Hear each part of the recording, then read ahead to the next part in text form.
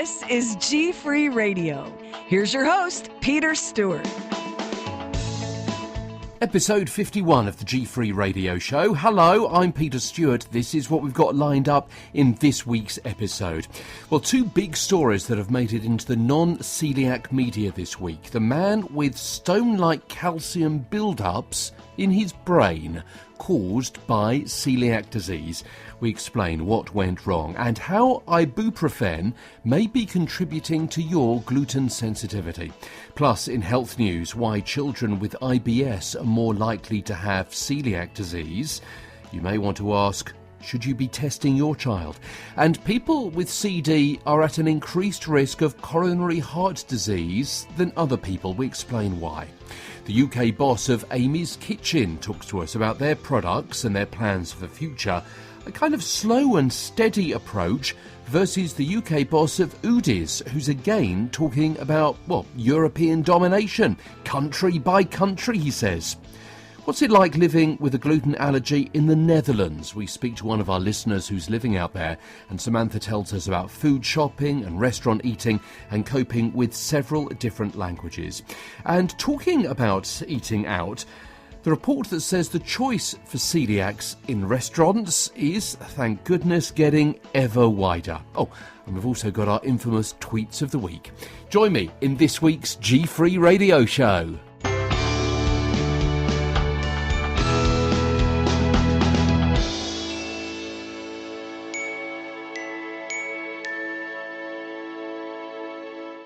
Podcasting with the G-Free Radio Show since June 2013. Hello, I'm Peter Stewart, your personal guide through living gluten-free either by your choice or indeed Mother Nature's. Another packed programme for you again this week. Thank you again so much for your comments on Twitter and also emailing me as well. And also, of course, the listens. However you listen, it's really appreciated. And week by week, we're growing ever bigger. So for that, I thank you, truly I do.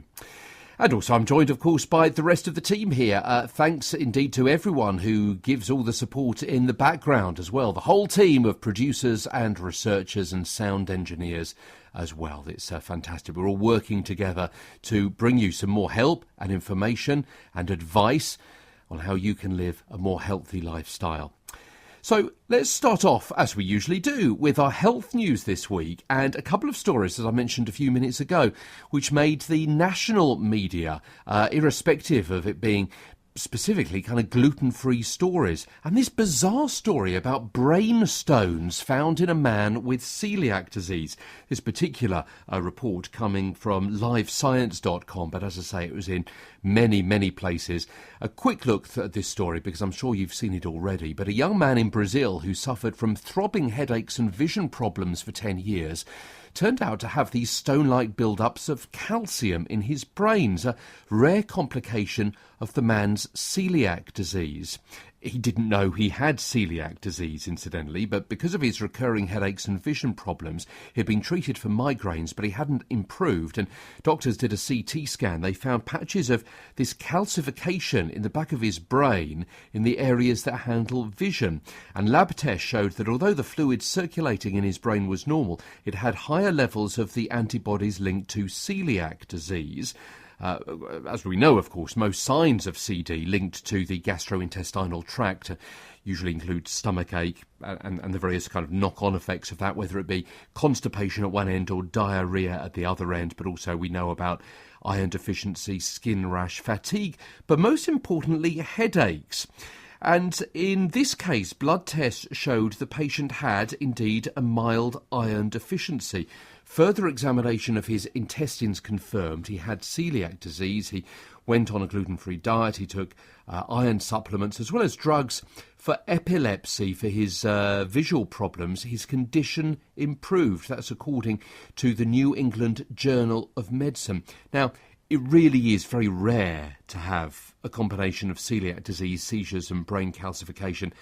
Has been reported in a small number of people, but this report, as I say, in the Journal of Medicine, saying they don't really quite know how celiac disease could lead to calcification in the brain, but they do reckon it's something to do with the lowered ability to absorb iron.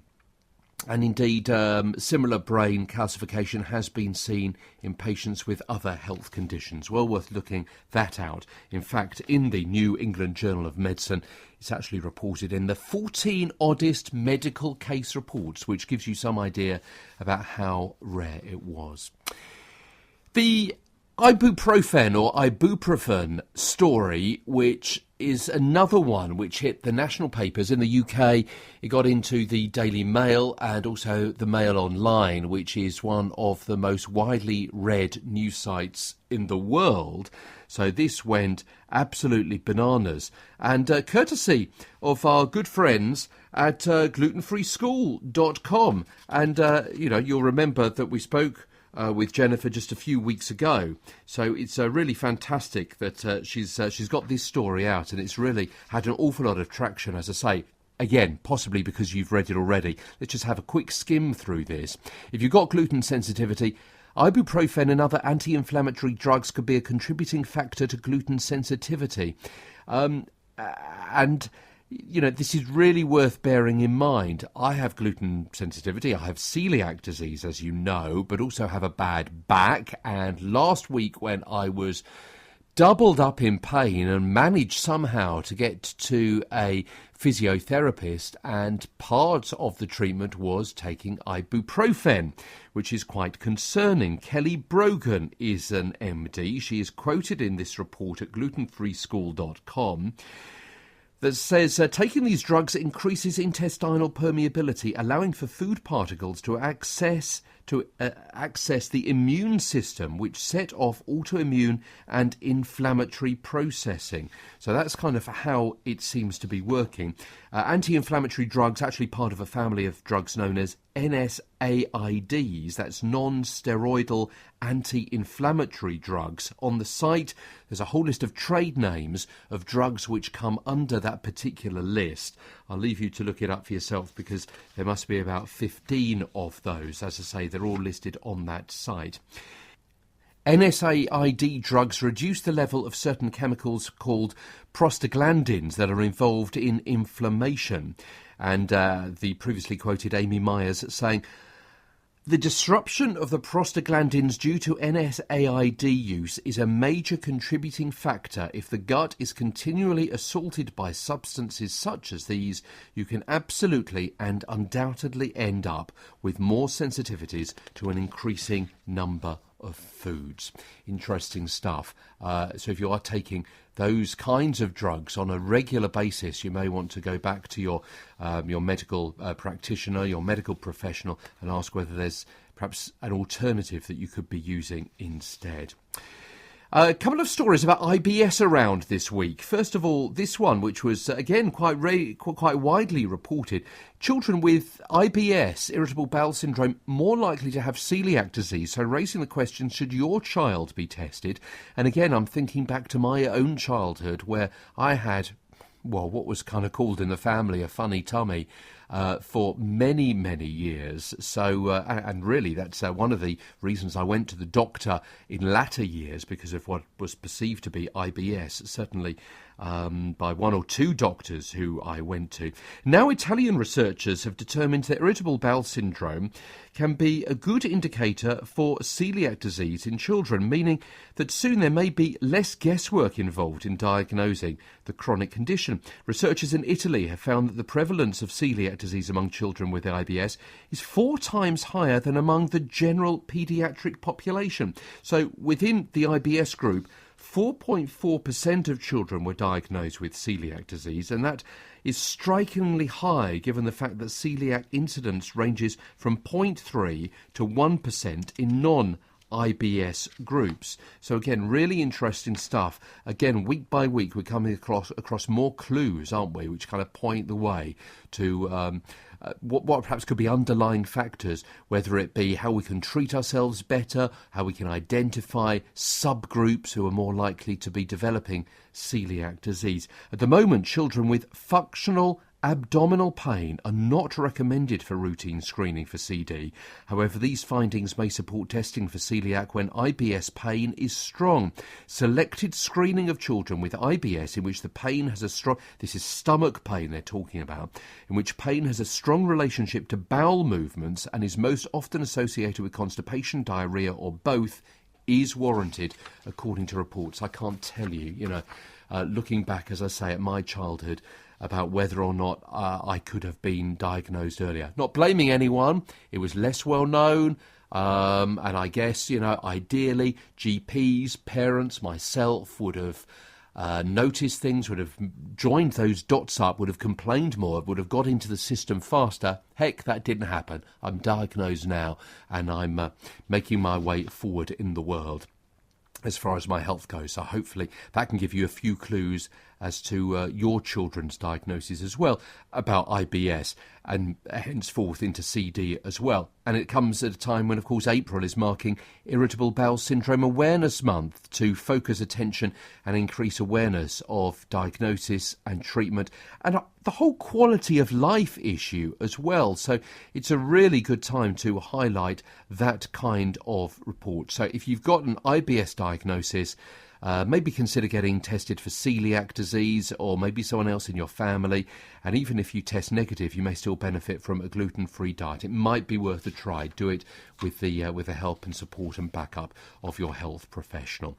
And finally, in this section, before we crack on with the first of our couple of interviews this week, people with celiac disease are at an increased risk of coronary artery disease compared with general population. So many times, week after week, we bring bad news, don't we, about the problems which manifest themselves when we have celiac disease. And I guess what we can say is that at least we know, many of you listening will know that you've got celiac disease or gluten sensitivity in some way, shape or form. So I guess that means that we have that little bit of extra advice where we've got a heads up, we're going into this with our eyes open, unlike those poor souls who aren't aware that they are suffering with gluten sensitivity and are still way behind us when it comes to being diagnosed with these other knock-on effects as well. This study then is the first to look at the association between celiac disease and coronary artery disease and adds to the evolving understanding of how systemic inflammation and autoimmune processes might influence cardiovascular disease development. Data also showing a slightly higher risk of stroke among people with celiac disease compared to control groups. And the researchers saying people with celiac disease have some persistent low-grade inflammation in the gut that can spill immune mediators into the bloodstream, which can then accelerate the process of coronary heart disease. Our findings reinforce the idea that chronic inflammation, whether it's from an infection or a disease, can have an adverse role in coronary artery disease and heart health in general. And essentially what they're talking about is that they found a significantly higher prevalence of coronary artery disease among patients with celiac disease compared to the control population, 9.5% compared to 5.6%. Data showing a similar trend among younger patients as those under 65 compared to those without celiac disease. So again, 4.5 compared to 2.4%. So right across the age spectrum. It highlights a specific patient population who may have problems with their heart in future years. Patients and doctors, this report saying, should be aware of the association. More intense risk factor modification in diabetic patients as well that need to be studied further, this report saying. Have a healthy lifestyle, be aware of traditional cardiovascular risk factors, diabetes, high blood pressure, high cholesterol as well. And they're saying that they do need larger studies to confirm the association and to examine how the severity of celiac disease may play a role, because so many people may have gluten sensitivities but may not have celiac disease. Future research should investigate whether this larger population may also be at risk for coronary artery disease.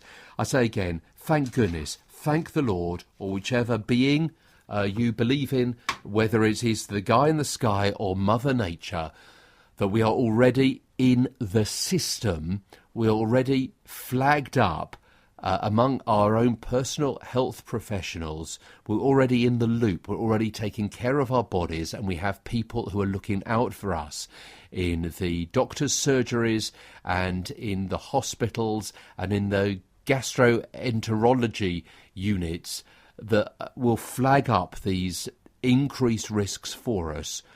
We're already ahead of the curve, guys, so thank heavens for that. It is the G-Free Radio Show. I'm Peter Stewart. Another couple of interviews for you this week, almost wherever you are in the UK or the US and elsewhere around the world as well. You're probably familiar with Amy's Kitchen and their particular brand of gluten-free food. They also do other non-gluten-free food as well, so glutened food. We've got an interview with them a little bit later on. Also, we're going to be talking about how gluten-free, that phrase or the cross-grain symbol, is appearing on more and more restaurant menus, and also checking in with Simon Hazlitt, who's been on the show a couple of times now. He's the UK MD of Udis, or Boulder Brands, again another company that's huge in the United States and also making it big elsewhere around the world as well. They kind of got world domination in their sights, haven't they? So we're going to be hearing what Simon's been saying this week as well. Now, we've got listeners across the world for the G-Free Radio Show. And in fact, I'm just looking at our stats here. These are the countries where you have listened to the show in the past 7 days. Okay, big breath. United Kingdom, no surprise there. United States and Canada and Australia and Ireland. I guess they're almost a given. But also, let's look down at some of these other countries as well. We've got the Philippines. Hello, guys. Really appreciate your listening. Philippines, Brazil, Bolivia, Switzerland, some other European countries here, including Switzerland, Sweden, the Netherlands, Italy, France, and a couple of other surprising ones. And we are so grateful. Japan. We've got several listeners in Japan. And you know what? One of the let's see, 1, 2, 3, 4, 5, 6. Coming in at number 6, the country where we have most listeners, and this is really blows my socks off. Okay, it goes like this: most listeners in the UK, followed by United States, Canada, Australia, Ireland. Yeah, number 6 on the list, way ahead of France, Italy, the Netherlands and Sweden, yeah? The Russian Federation. These stats that you can get nowadays on, I mean, you probably have similar ones for your blogs that I know many of you write as well, but it really is intriguing. Well, I mentioned there the Netherlands, so what's it like living there when you're gluten-free? Well, let's catch up with Samantha Stein, who went to live there recently with her partner. We decided that we wanted to move, and then he found a job to fit that decision. So it was very much a choice from both of us to travel abroad for at least a little bit of our lives before children and that sort of thing start getting in the way. So no, it wasn't really that daunting. It's been mostly exciting so far. And with respect to the great Netherlands culture and people, it is quite anglicised in many ways, isn't it? Absolutely. I mean, they grow up with a lot of British and American TV. Everybody, the level of English is so good, it's embarrassing. It made me feel so embarrassed not to speak the language, even though not many people even really know Dutch. But you know, you're going about and you talk to the shop assistant, and as soon as she realizes you don't speak Dutch, you go straight into perfect English, and you just think, you know, you can speak perfect English at me. I can't even say thank you to you in Dutch. Quite a humbling experience, isn't it? So absolutely. not a bad place to start off living in another country as a celiac. You're not going to a completely different culture, and you're never too far from home either, are you? It's just across the water, as it were. So you say when you go into shops, people are able to explain things to you. What about when you're taking something off a shelf? I mean, I presume, well, there's going to be lots of English translations. Is that obvious, or are you reading things in Dutch? What's the labelling system like? Most of the labeling on food here is in 3 languages, sort of for the Benelux and Germany market, so French, Dutch, and German. So when I first got here, I was a bit confused because I'm fairly fluent in German, so I sort of immediately went to that. And then I thought, I wonder what that is in French, so I looked at the French. And then I think, well, I should really be reading it in Dutch, so I look at the Dutch, and it takes me 3 times as long just to actually get to the point of why I'm even looking at the ingredients in the first place. So I've kind of taught myself, look at the Dutch, and then you know what the word for wheat is, and you can easily find that. But as I said, I think in the previous program, a lot of the manufacturers here have already implemented the changes for the 2014 legislation change, the EU labeling, whereby allergens have to be either in bold or emphasized on the ingredients list. And I've found that very, very useful, especially if it's not your native language, because you don't have to read every single word. You just have to look at the bold words and see, is that the allergen that I'm allergic to, or is it something that I can discard? So it makes the process a lot easier, I have to say. Okay, I'm going to put you to the test now. You didn't know I was going to do this. So what words are you looking out for? Okay, let's throw a few English ones at you. What is wheat? Tarwe. I don't know how to say it, though. I read it. Yes, you could spell it. Tarwe. If it was a spelling bee, you'd be fine. Okay. Tarwe. And then all kind of derivatives of that, like, so wheat flour is, I think, tarve male. Okay, right. I'm just wanting to see whether there's some kind of derivation that we have wheat from, but it doesn't look that way, does it? I mean, obviously, so many of the European languages are intertwined at their basic root level. But okay, what about and this is usually quite easy, actually. What's celiac or celiac disease? That's usually quite obvious, isn't it, in various languages? Yeah, I think it's celiac. Celiac. Ah, right, okay. And what about some of the less known? What about your rye and barley and oats? I'm just opening up Google Translate. Rye unfortunately has G's in it, so it's going to be a really attractive word for me to say. Oh, it's rye like colossal, isn't it? Roge. Okay. Rogge.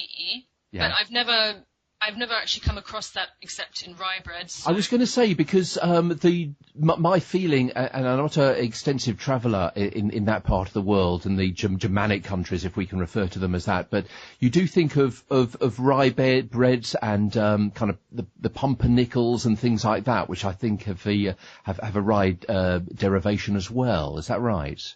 Yeah. It's not so much in the Netherlands. Definitely Germany and Scandinavia. They really love their rye bread, and I've never liked it. So they're lost. I'm not likely to try it now, obviously. No. Okay, so that's what happens when you go into a store and look at a label. What about when you go into a restaurant? Okay, so that's presumably going to be that have the menu written in Dutch with English translations, or if not, I guess the waiter would be happy to do that for you. A lot of the times the restaurants do have English translations, but I found obviously the level of English spoken is so good. If you go outside of the larger cities, maybe it's less so, but being in restaurants, there's never really been a communication issue, except when I went to what was it? It was a Thai restaurant, and English was obviously their third language because Thai was their first language, and then Dutch was the second language. So even when I tried to speak Dutch to them, it was a little bit of a communication barrier there. But on the whole, waiters and waitresses in restaurants are very clued up on gluten-free. A lot of the times they'll have a gluten-free menu, but the difference is they won't necessarily do a special thing gluten-free. So you can't really go to a restaurant here as much and say, oh, I want gluten-free pasta or gluten-free pizza. But you can go to a restaurant, explain what you need, and they'll say, well, you can have this, or I can make this without the sauce, I can make this without the flour, or something like that. So it's a little bit of a different approach, I think, reflecting the different gluten-free markets in the UK and the Netherlands. And what about when you go for fast food? Because I know in some Scandinavian countries, sorry to our Netherlands audience to keep referring to some of your neighbours when we're talking here, that there are, for example, McDonald's, I understand, do the the gluten-free buns and so on in some countries. Yeah, they've just started doing that in the Netherlands. I haven't tried it because I'm not a big McDonald's fan, but they have done that, and it's completely, not 100%, but they have safeguarded it as much as possible to be celiac safe. So the buns are toasted in their wrappers. So that's fantastic in terms of convenience, really. Absolutely. It's not really about having gourmet cuisine all the time. Sometimes you're at a service station, and if the only thing's McDonald's and you are starving, then that's great that they can do a gluten-free Big Mac or a cheeseburger. You know what? Even if you're not a big fan of McDonald's, go along and just have the bun, just to do a taste test for us. Yeah, absolutely. I think I might. Well, I'm a little bit scared. I haven't had a McDonald's in a long time, so. Yeah, absolutely. I know what it's like. And you think to yourself, okay, where am I going to be in an hour and a half? And, is it going to be easy to get there? And what's the journey like between here and there? Yes, I know exactly what you mean. So it looks as though you're going to be staying in the Netherlands for a little while longer yet, but your partner's job and your interest in travelling may take you a little bit further afield. Where are you looking forward to going with your gluten-free hat on, and where are you thinking, gosh, that's going to be a bit more of a challenge? Well, if I could pick the next contract and therefore the next place we'd live purely based on food, I would really love to try and live in Italy, because I've heard that they are so clued up on gluten-free and celiac disease. And I really love Italian cuisine, not just the pizza and the pasta, but, all the other things, the risotto and polenta and that sort of thing. So I would love to live in Italy for a while, and try out the lifestyle and food there. And I have already lived in Germany for a bit, but I think German cuisine might be on a par with Dutch cuisine, as in it's not really terribly great. And it's not really world famous for a reason, And Scandinavia is supposed to be so great for gluten-free awareness as well. Like places like Sweden, I think, are very clued up on it. So yeah, it's strange how different countries have different approaches to gluten-free food, and there are such different attitudes around. Okay, so I'm going to put you on the spot again here. So everything that you know about living gluten-free in Netherlands versus everything you know about living gluten-free in the United Kingdom. Okay. Marks out of 10. And bear in mind, you never know who's listening, and they may, take away your passport. You may not be allowed back in. That's fine. I don't want to go back to London. In terms of understanding of gluten-free and the necessity of celiacs to have a gluten-free diet, I would say in the Netherlands, 8 out of 10. In the UK, maybe 7 or something. I think it's good in the UK, but I don't think it's because there's been this sort of whole gluten-free is trendy thing. There's been a bit of pollution in the message. That people aren't really aware of celiac disease as much as they are as their friend who went gluten-free to lose weight or whatever. So over here, there is a lot better reception to telling people that you're gluten-free because they understand it's for a medical reason.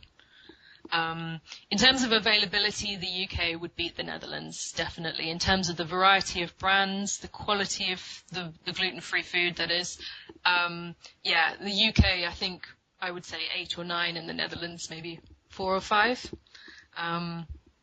So yeah, it's some of the stuff I've had out here has been really quite poor.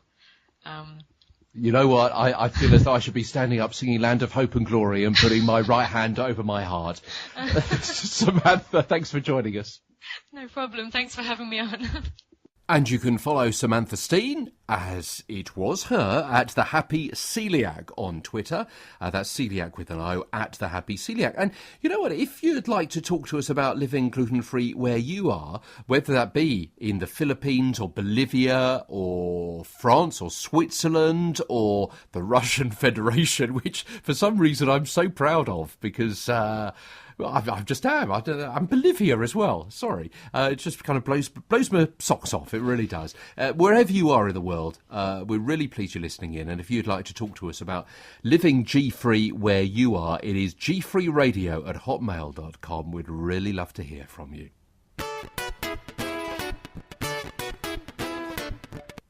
The boss of the UK branch of Amy's Kitchen is with us soon, talking about their products and their plans for the future. Quite a slow and steady approach versus the UK boss of Udis, who's again talking about taking over Europe, country by country, as far as their G-free food is concerned. And also we've got our tweets of the week. Will you be mentioned this week? Stay tuned. We'll find out in the not-too-distant future.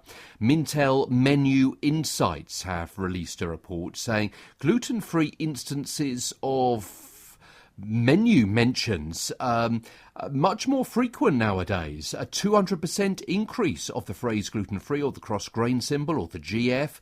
200% increase between Q4 2010 and 2013. If you're a long-term listener of the show, you'll notice that I'm kind of reading this with a bit of a wry smile on my face. Can I mention wry under the circumstances? A wry smile on my face because of my run-in last year with the Hilton Hotels group, which was less than forthcoming when I was fortunate enough to stay at one of their hotels, and they really weren't up to speed. Anyway, gluten-free instances on restaurant menus, 200% up. Q4 2010 to 13, 40% of the total growth in ingredient nutritional claims on the menu during the same period. The biggest growth in ingredient claims came from nutritional claims, up 14%. So this is phrases like fresh or made from scratch or locally produced or healthy heart or those kinds of things. Geographic claims up 12%. So we're talking about, locally grown, made in our kitchen, made with, this area's eggs or something like that. So it's really great, isn't it, that we're getting better service in restaurants as well. Let's just hope that it's quite easy to put something on a menu. Let's hope that translates to actual training in the kitchen with the wait staff and with the chefs as well. Bolder Brands UK MD Simon Hazlitt been quoted this week in foodmanufacturer.co.uk online and also their printed magazine as well. Simon has been a guest on the show a couple of times, and he's been talking again this week about the ambition to grow the firm's UK turnover to in excess of £50 million within the next 3 years. The brand name Hazlitt aims to push across the UK and Europe is Bolder Brands Udis. So you're probably aware of Udis in many parts of the world that you're listening to, certainly in North America and Western Europe as well. It's certainly the US GF market leader, and also got another brand as well, Glutino. Look out for them. He says between the two brands we have over 57% market share in total free from in the States. I think the days of GF foods being perceived as medicated have gone. Now there's a need to bring packaging and design into the mainstream. As more products are launched, new product development will hook shoppers and keep them excited about GF foods. The company has a portfolio of more than 250 gluten-free products. I mean, you find that hard to believe, don't you? 250. I mean, I'd be hard-pressed to name kind of 50 or 60, I think, by the time you've gone through the various bread products and the breakfast products. And you kind of think to yourself, well, what else could there be? But 250 listed for Udis in the US, along with creating a strong GF brand for the breakfast market. He says Udis is looking to launch into the snacking and handbag categories. Our aim in the next 2 years is to become a category captain. We've got up to 50 products like muffins and tortilla chips we want to launch in the UK this year, which are mostly coming in from the States, but will soon be manufactured here in the UK by us. That's an interesting, I've never heard the phrase handbag categories. So I guess they're talking about, foods that you can put in your handbag, little packets of biscuits and those kind of snacky things, I should imagine, rather than maybe the chocolate-based items or the big packets of crisps and so on. The handbag category. That's going to be useful, isn't it? Not just if you've got a handbag, but also if you've got a briefcase, or if you've got kids with picnic boxes and that kind of thing. Interesting times. I'm in the States a little bit later on this year, so I'll be looking out for some more of the Udis brand, 250 GF properties, see if I can get anything else which is a little bit different and do a little taste test with them. I was in Paris, France last week for Easter, so we did a few recordings there among some gluten-free, celiac-friendly restaurants and patisseries in France. So listen out for our interviews with a couple of those people over the next couple of weeks.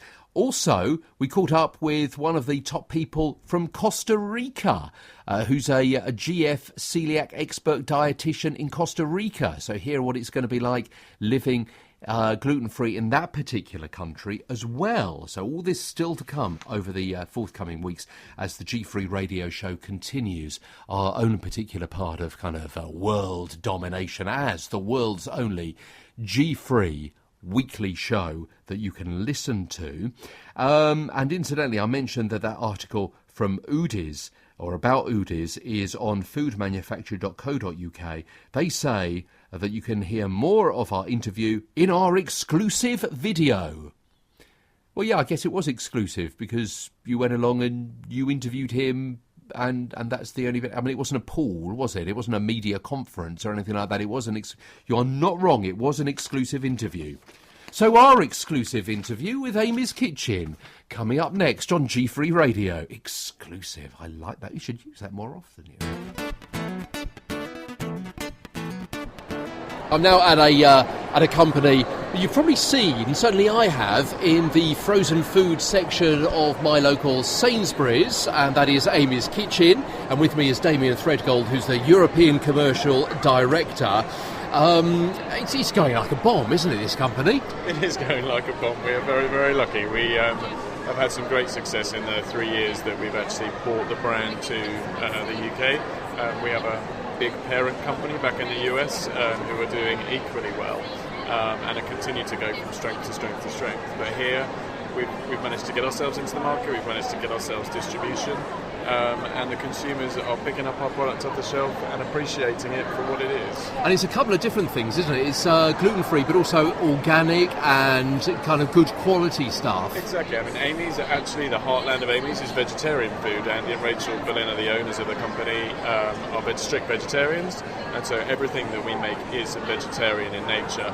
But not everything gluten-free. But not everything. So we've got to be careful with the packaging. You do have to be careful with the packaging. So everything that is gluten-free is, you can clearly tell there's a flash on that product. The majority of what is available in the UK is actually gluten-free, but not everything. So I would specifically say you have to look at the packaging before you buy something for sure.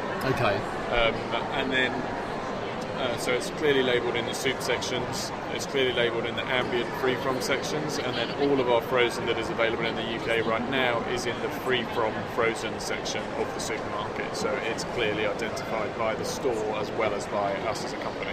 Okay, so let's take a look at some of the products we're standing by. We've got a frozen section just beside us, but tell us about the soup. I've not seen the soups before. Okay, but the soups are available in Waitrose, Sainsbury's, Tesco's, Asda in the very near future. We have two ranges of soup. We have our classic range, and as you can see here, we have a split pea, chunky tomato, lentil vegetable, mushroom, and they are all gluten-free. In fact, most of them are dairy-free as well. It's only the tomato there and the mushroom at the back that actually have dairy, so they're gluten-free and dairy. So a few of them are actually quite kind of traditional British, aren't they? But a few different flavours from across Europe as well. Exactly, and they taste completely different to everything else that's on the market because they're made by hand. So, these are done on large-scale production, but essentially made by hand. One of our soups that we actually don't have in the UK, but we make in the US, has an individual kaffir live leaf placed into each tin by a person. And so that's pretty unique. That's attention to detail, isn't it? That's attention to detail for a company that runs its soup line in the US 24 hours a day, 365 days a year. So, it is incredible. And then we also have a range of hearty soups, which are available in the free-from section. So this is a thicker soup. And not only is it gluten-free, but it's also 3 of your 5 a day. So it's absolutely packed full of goodness and health, essentially. So we've got French country, Spanish rice and red bean, rustic Italian. They sound fantastic. And then moving over to the chilled section, which is probably what people have seen an awful lot of. Yeah, the frozen section. Yeah, so in the frozen section, what we have available in the UK right now, our two most popular products are the gluten-free vegetable lasagna, clearly labelled with a gluten-free on the top, and the gluten-free macaroni and cheese. We also have available in the UK a gluten-free burrito. So Mexican food is very much up and coming, and the heartland of a lot of the products that we make in the US, because we're Californian based, so there's a lot of Mexican influence in our food. We have just launched a broccoli and cheddar bake, which goes into Tesco, or has just gone into Tesco's. We have an Indian matar paneer, which has just gone into Asda. Further down we have some of our other products which are also dairy-free, which can be found in the independent food sector, so the likes of Whole Foods, a lot of the independent specialist shops that we have. And it's great, isn't it, going into more kind of ethnic foods, if you like, because in the past, perhaps people have forgotten that you may come from another culture, but you could still be gluten-free. No, absolutely, and I think, what we do as a business is try and provide food for everybody to eat and then to enjoy, and as you rightly put, ethnic food and ethnic tastes are becoming so much more mainstream than they ever have before. And what we're very proud of is the fact that they are true to that country. So we've just recently launched a Thai red curry. That chef actually, Andy and Rachel had dinner in a restaurant with a Thai chef. The chef, Andy and Rachel said this was the best food they'd ever eaten, or best Thai curry they'd ever eaten. We took that chef to our factory, recreated that food with that Thai chef, and then it's our chef's responsibility to upscale that so that we can then produce it for everybody to enjoy. There is a real Amy, isn't there? This is a family business. I'm looking at a picture beside us. There is a real Amy for sure, yeah. I mean, the company was started 25 years ago and Amy is 25 this year. So, Andy and Rachel started the company when Rachel was pregnant with Amy. And she couldn't cook any longer. And she said to Andy, can you cook? And he said no, it wasn't something that he was particularly good at. And she said, well, go to the health food store and get me something that we can cook up. They went to the health food store, they bought some product, they tasted the product, they said it tasted like cardboard.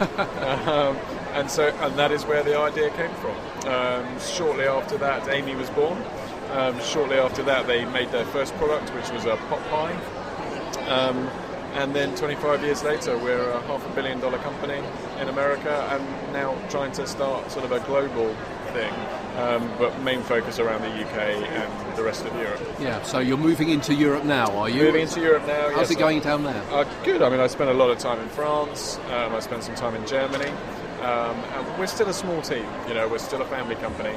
And so that's probably our limitation right now, I think, and then we will move from market to market. I think world domination is not what we want. What we want to do is be able to provide great tasting food to consumers wherever they want it to be. Yeah, you don't want to grow too big kind of too soon, do you? Yeah, no, absolutely not. We're not about growing too big too soon, and we want to take care of our consumers, and I think Rachel still responds to all of the consumer letters that we get in the US. We respond to all of our consumer letters that we get in the UK. And it's important that they are the heartland of exactly what we're doing. And very often they're the people that drive our new product development as well, because they'll write to us and say, I love your mac and cheese, but I've just found out I have a dairy intolerance, and then we will look at trying to produce a mac and cheese without dairy. Now, obviously, the UK is like America's little brother as much as culture goes, but when you're moving perhaps into France or Germany, places like that, you're going to be developing different recipes, different products. How's that going to work? Is it a different taste, different culture? Yeah, I mean, I think definitely packaging, because of languages, is something that we do have to change, but actually the response to the product has been phenomenal in all of those markets. We did a lot of testing before we launched into those markets, so we understood what were the right products from our range to launch, but we haven't had to change any of the recipes and really don't want to. We produce something that you can hopefully buy globally at some stage, and we want it to taste the same in each of those markets. And this part of the show, we scroll down the social media on Twitter and we look at some of the tweets of the week. Some of the 140-character messages that have caught our eye over the past 7 days or so. And this one will start off with Nottingham PT, Real World Fitness, which says, quote, I've gone gluten-free and feel better, unquote. So you cut out bread, cereals, biscuits, cakes and feel better. Yeah, must be the lack of gluten. I think they're making a point that it's not just just the gluten that could be doing you harm, but maybe a lack of exercise as well for some people who perhaps are all too easy, all too quick to quote gluten as everything, the cause of everything that is wrong for them. However, put that in contrast with, I'm going to use her proper name, Emma Ho. Rather than her handle, as that's could be misinterpreted. Emma Ho says, my new love for gluten-free bread has taken over, and I'm not even celiac. Now, I had a little chat with Emma on Twitter, and it turns out that, yeah, she's not celiac, she's not gluten-free, she just prefers the taste of gluten-free bread, which is fantastic, isn't it? I love that. Not come across that before. Molly Cannell says, what's worse? Gluten-free pizza or Game of Thrones, which appeared to my sense of humour. I'm not into Game of Thrones, but I know lots of people are. So sorry if you are one of those fans, but I see so much about Game of Thrones. I've not got into it, I'm afraid. But I like the way you're coming from, Molly. I like the cut of your jib. Martin Dighton made an interesting point. If you're listening to this elsewhere in the world rather than the UK, let me just kind of put this into context, that Sainsbury's is a big supermarket chain over here, and in common with many supermarket chains and high street stores, you can get a meal deal, they call it, where you can buy certain things from certain categories, and if you buy all three, then the overall price is cheaper than if you just bought one or two, if that makes sense. And Martin says, hi Sainsbury's, just bought a gluten-free sandwich in your meal deal, yet you know gluten-free crisps in the meal deal, therefore hashtag pointless offer. Which was absolutely true. Martin, I don't know whether Sainsbury's ever got back to you. Certainly on my timeline, it doesn't show that they did. Quinoa vodka. Ever tried this? Now, to my mind, all spirits should be gluten-free anyway. But anyway, I guess they're different tastes. I mean, you have potato vodka and so on, don't you? So quinoa on the rocks. That does sound interesting, doesn't it? So thank you, Lala Sue, who brought that to our attention. I also retweeted in the week some links to various afternoon tea hotels and cafes and restaurants in London. So if you're going to or coming to London over the course of the summer, maybe for your holiday or vacation or a business trip or something, maybe you want to try and book in for afternoon tea at some of those rather exclusive hotels and some of the other cafes and restaurants in London. So check out my Twitter timeline for details on that. G-Free Radio is our Twitter name. Just another couple to finish off with. Idle Cat came up with this particular sentence which caught our imagination. Celiac plus breakfast buffet equals expensive fruit salad. Yeah, how many times have you stayed at a hotel and you got a free breakfast buffet, but actually the only thing you can eat is the fruit salad, possibly the yoghurt. Fill up on orange juice. More fruit. Not so good for you a little bit later on in the day, perhaps.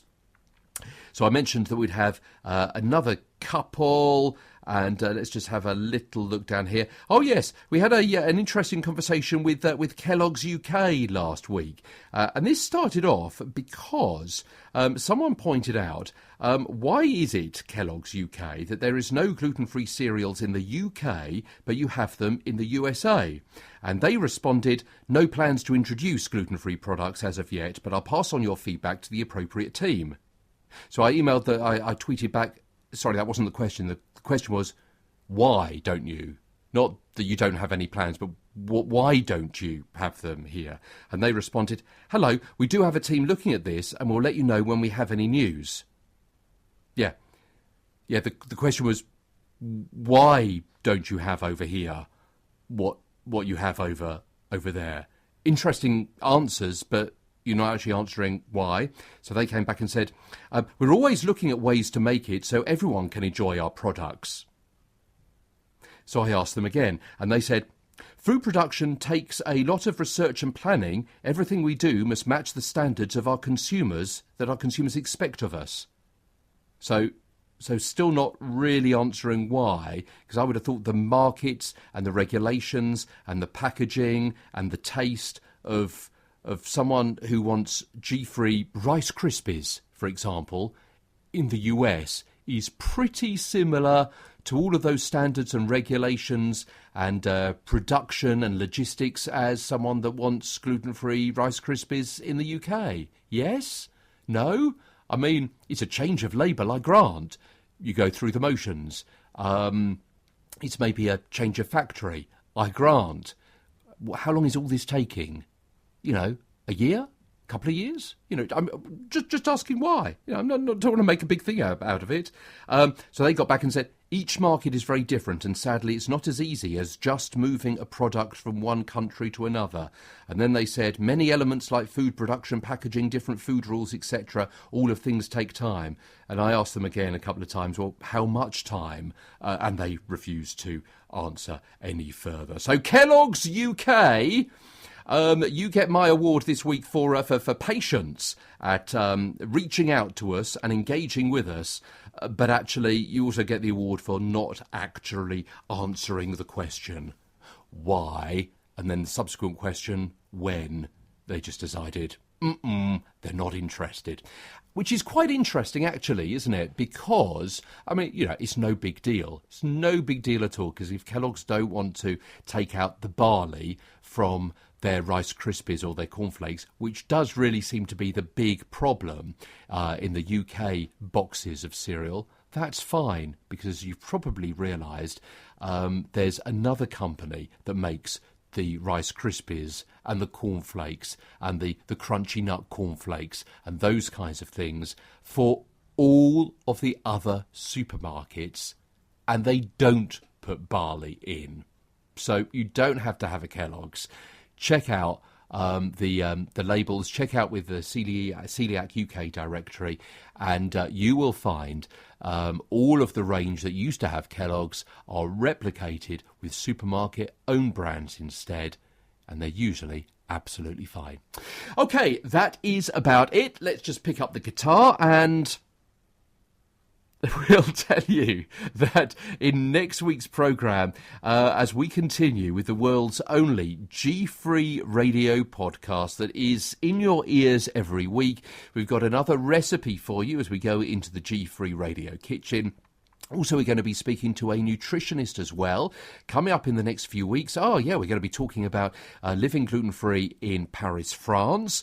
We've also got someone who is, well, they call themselves the Indian coeliac. So they've got a distinct heritage and way of eating the food that they love and the traditional food and how they want to bring up their daughter. So we're going to be looking at living as an Indian coeliac in the United Kingdom. That's quite a little quirk. It's quite different. It's quite unusual that we've not touched on before. So that's going to be quite intriguing to hear that.